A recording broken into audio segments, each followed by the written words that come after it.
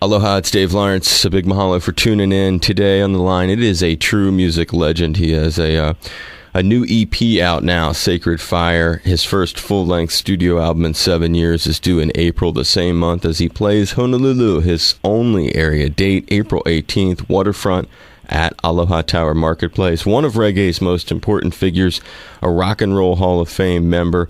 I would argue overall one of music's all-time greats, a name synonymous for many with reggae rhythms, 70s nostalgia, meaningful songs of all eras, catchy acting roles, and including his really signature role in the 72 film The Harder They Come. It's an honor to welcome an artist of huge magnitude, Jimmy Cliff. Aloha and mahalo, my brother. Maximum respect for you. Aloha. I'm very good. How are yourself? I am good, thanks. Thanks for taking a moment. And it's wonderful to be with you and all your listeners. It's the man himself. And what's your, before we get into some of my favorites from this EP and this record that's about to drop, what's your connection with Hawaii, Jimmy? When did you first make it out to the islands? I don't remember the exact year, but I've been to Hawaii so many times, and I have such good memories. Besides doing music, one of my good memories of Hawaii is the black sand that you have there. Mm. It gives certain kind of energy, and I learned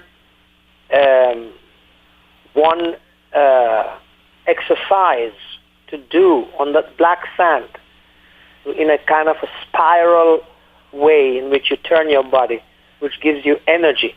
And these are some of the mystics and some of the ancient things that have been lost today.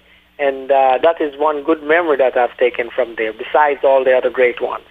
It's a fantastic one, the healing sort of properties of exactly, yes, exposing yourself to the black sand, and I'm thinking that could have been Maui, it could have been the Big Island, it could have been both for you. Do you remember? I think it's Maui. Yeah, man. There's some. I know what you mean. That's a. Whenever I'm at those black sand beaches, I completely know what you're saying. There's a great feeling you get when you're climbing all around those big black rocks on the beach, and that's right. You feel this because I go to the Big Island, and sometimes I try to describe it to people. There's like this energy you get climbing on those big rocks. You could climb on them all day. The black rock, it feels so good. Yes. I'm with you. So, okay, well, that's very cool. And you don't remember when you first came? No worries, because reggae's really a fixture out here. When did you first? How about that as a thought? When did you first realize that? Wow, Hawaii, the reggae vibration is strong here. It was not too long after the Harder. I think it was in the 70s. You know, when the Harder They Come was at a high peak. So it was in the 70s. I don't remember precisely what year, but it was in the 70s. Yeah, because reggae out here has, we have Jawaiian, we have this whole sort of... I'm aware. It's kind of different than a lot of places. That's why I guess I asked that, because it doesn't seem like too many other cities or communities rather have something quite like that, and we're sort of blessed to have it. It's cool that you've noticed that. When you think about the record, Our Ship is Sailing, that's this download that I've been checking out at the website, and it's a catchy song. Describe how this new album, where it is in terms of how you see the sound and some of your favorite or most interesting moments making it. Well, first of all, this album, first we put out the EP, and Sacred Fire, and then I come with the album Rebirth. Now, it signifies for me a chapter that I did not close in my career, which is when I first made an impact on the scene with Wonderful World, Beautiful People. I did not continue in my reggae vein. I went to muscle shows in Alabama, and I made a completely different type of album. And so a lot of the reggae fans were not so happy that I didn't continue. So that chapter was unclosed. So this album here, I went back to a lot of the original sounds, original feeling that we had in the 60s and 70s, and that's what we've captured on this album. And it signifies the closure of that chapter, and that's one of the happy things I have in making this album. So it's a rebirth of the roots reggae connection that you had. There we go. There we are. Yes, exactly that. Yeah, man. That's Now, rebirth is that is one aspect of it, of the album, but rebirth signifies also a rebirth of the planet, of this planet we call Earth. I see that we are coming into a new era of time, a new energy on the planet. Back in the days, there was a song called Dawning of the Age of Aquarius. Now, that was the dawning. Now, this year, 2012, we're actually coming into the living of the Age of Aquarius. And it's signifying that as well. That is why I have songs on it like World Upside Down, because when something is changing, you have a lot of eruption. But when it's all settled, then you'll see the reality of the new time and the new things.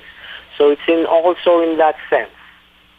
Wow, that's heavy because of the because there are so many. You're touching on a few of the different things that made 2012 sort of stick out in people's minds. That both there would be either, you use the word eruption, which is just ironic, and then at the same time you also talk about the rebirth of people, because that's supposed to be sort of a worldwide theme, right? That we're all really going through this now.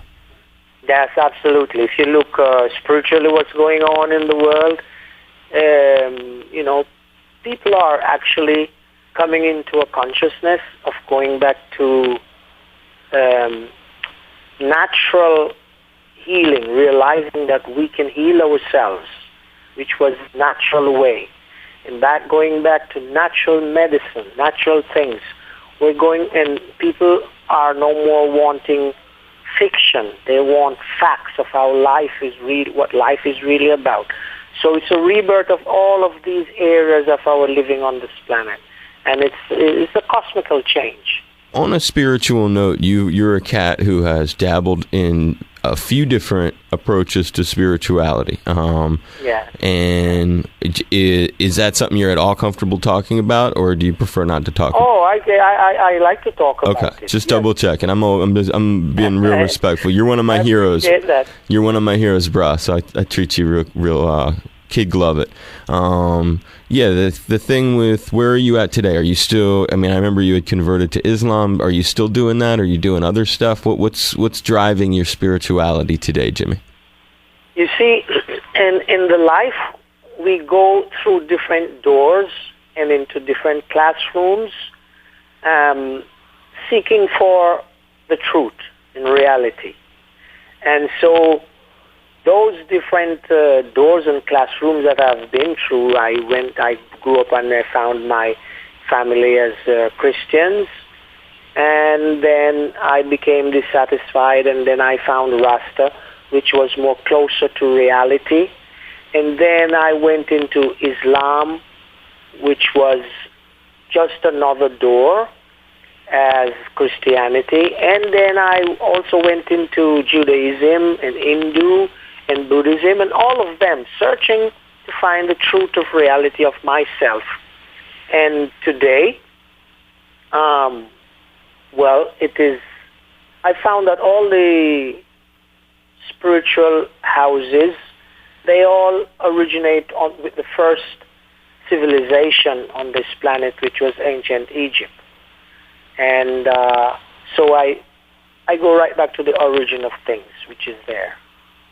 Yeah, that's cool. Well, you explained it so well. I mean, that's exactly the way I've sort of looked at your personal spiritual journey as a fan.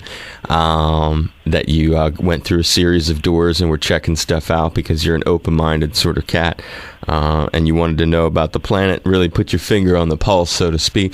And it's a good bridge from that into this cat that you recently did an interview with, his first reggae radio show. And he wanted to start off the legends of reggae, I believe is what Brother Ziggy is calling it. He wanted to start the show off where it really should, he's going right back, as far back almost as he possibly could. What was that like, doing that radio show with Ziggy, and put a little perspective on who Ziggy Marley is for all of us today? Well, he's an extension of his father. And I think the greatest legacy that his father, Bob Marley, has left is his children. Much more than his music, his children, and they are carrying on and extending that legacy. So that is a great thing to see. What was it like taping the thing with him? Do you anything come out of that? It was quite uplifting. Things that we talked about was quite uplifting, and the things that, like what he wanted to know, how it was back in the days. I don't know what he shared with his father of our relationship, but he asked about back in the days, and we shared some of those memories with him. So it was really quite uplifting talking with him. I got to hang out with him. I know him a little bit. I hung out with him on Saturday. He was here in town, and we were talking a little bit about your interview, and he was like, yeah, I can't remember when Jimmy first met me as a little kid. He could have met me. I might have been kind of young. And he said, he had a wise statement. He said, you got to ask Jimmy, because Jimmy will know better than me, because I was just a little kid. Jimmy at least was grown up. Do you sort of remember when you first met Ziggy? Well, yeah, he was a very young,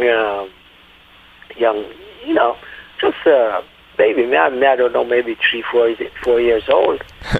And at that time, Bob was, so very proud of his child at that time. So we used to talk about it and his beginnings with becoming a dad and all of that, yeah. That's cool. It's it makes me think of that song that I referenced, "Our Ship is Sailing," because your journey through life has sort of been like a ship sailing. It's almost been through different, as you say, different doors of spirituality, different musical connections. You reference Muscle Shoals yourself. So it's just ironic when you think of that song. Was that song meant at all to, it wasn't meant to sort of do that career overview, was it? Or where's the lyrical inspiration on that? Not really a career overview, but more like a life overview, the process that we go through in life. When we are, like, say, breathing in, it's like a period of when we are on dry dock, just waiting for the new things to take place before we breathe out again. Then the ship takes off again on the sea. So the inspiration is not mainly career, but mainly just more about my life. Right, but sort of, okay, yeah, I guess I do have it right then. Not necessarily. Yeah, I didn't mean it career specifically. I did mean it like your life, which I associate with your career because it's been... Right, indeed. Yeah, I mean, I do have myself as an artist and as a man, and, they are kind of separate in different ways because as a man, is what I need to satisfy my soul. And as an artist is another thing to satisfy my soul. So, you're not so wrong there. No, totally. I say it, I guess, because, when I think of you, I don't not think of myself. I've been doing this since college. I chase artists around, and I'm a radio guy. And I do it because I love it. I'm passionate for talking to cats like you. So my life is sort of, in so many ways, hard to separate from my career. You know, the thing that the thing that gives you the most love or passion. Yeah, it's and I know that you would be. Me and you were on the same page when it comes to that. There's a couple of other things about you that you were able to connect with people way outside of your world. You alluded to that with your musical diversity, but when you talk about getting to work with other people far from the reggae world, what were your experiences with the Stones, for example? What did that bring your life, getting to be part of the Dirty Work sessions? Are there things you hold near and dear that you picked up on the way there? Well, you know, they are legendary people, and when I first went to England, they were, you know, huge established artists. And so for them to invite me to participate in their musical world, it was a good thing, like I say, because then, you know, I grew up, I saw them, and then asked me to participate in their work. So it's one of the experiences that I do treasure, yes. Was Woodstock 94 a moment you treasure? I actually was out there in the mud watching you, if you can believe that. That's another treasure of a moment that I have, yeah, Woodstock 94. One of many of the experiences that I have. I would compare that Woodstock experience to one that I had, another outstanding one that I had in South Africa during the period of apartheid when I played in Soweto. You know, so those are like some moments of that has stood out in my life. What was that's wild, that whole Soweto gig, and it was during apartheid. It's almost like they were, to use a Jimmy quote, sitting in limbo. Yes. Yes. What was that year? I mean, what are your memories of that? That does sound like a pivotal sort of gig to do. Oh yes, it was. It was 1980, I think it was, and like I said, apartheid was still quite strong. I was there for 10 days, and I just felt if I was there for more than 10 days, I would have exploded. But the experience for that 10 days were so intense, not just the concerts, but like one story that I was driving around at nights, and I would go into all of these shubeens. You know, shubeens is what... Is that like a store or something? Right. The black people have and keep in their homes because they have no access to go to other clubs and that kind of thing. So one person will just turn his house into a little club. Okay. And, you know, people go there. So I would go into these at night, and I was driving around with some South African guys, and so police would stop me at nights, and I was wearing these camouflage clothes of military clothes, and they would stop me and say, "You're not supposed to be wearing these." And then I would say my name, and they would say, "Oh, Mr. Cliff, can I have your autograph?" The whole thing would change. And so, you know, to be a black person in a country like that at that time was one thing, but then being a celebrity becomes another thing. So I experienced how the black people felt in their own country at that time, and it was quite very, very sensitive situation for me there. Oh man, I can imagine. I mean, just the whole story you told, getting stopped, I can see it. I mean, what a frustrating experience for sure, my brother. On the flip side of that, you have so many beautiful things that are going on with your life. The reunion with Springsteen, I see the thing at South by Southwest. How'd that come about? Was that just total spontaneity, or did you guys plan on? No, it was a spontaneity thing. Somebody from my management made a connection. They knew that I was going to be there and he was going to be there because he wasn't planning to be there.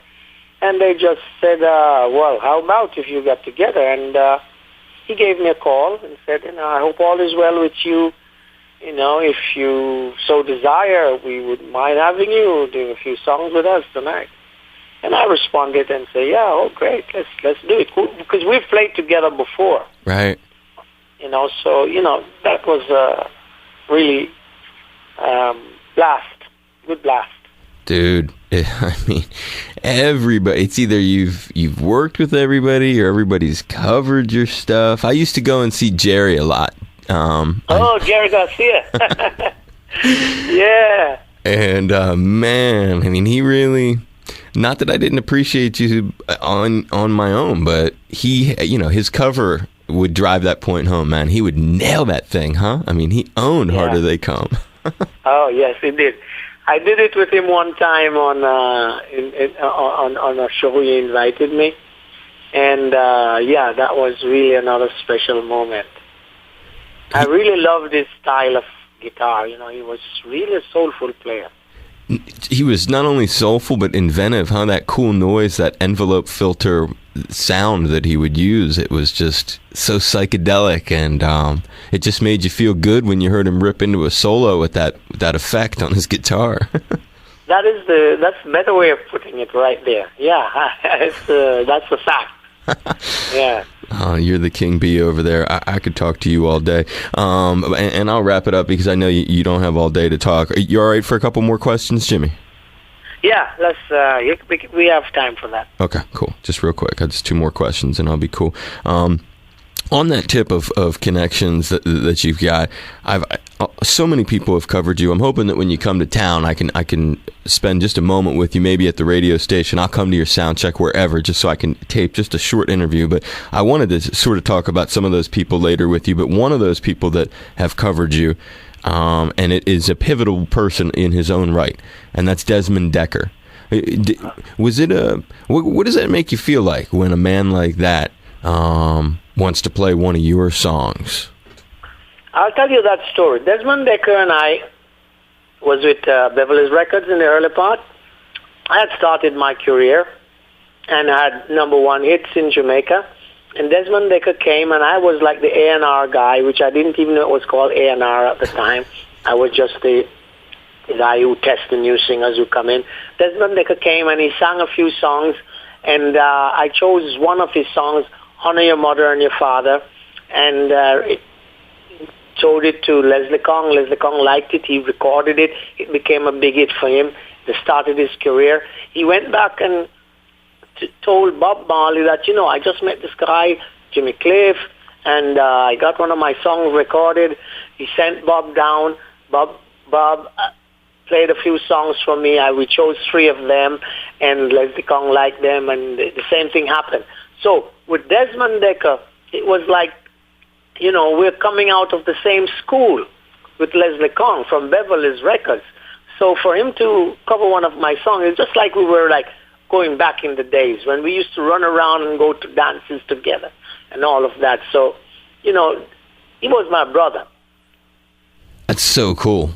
I mean, it's like, and the roots that you've got with cats like that. Yeah. I mean, that's really... Yeah. I mean, that's one of the names, that you just... Oh, definitely, no doubt. You go way back with that name. And then as a final note, when you think about the shows that have really impacted your life and musicians, you've been such an instrumental guy on other people's careers. Who was the first guy that you saw live when you were really young?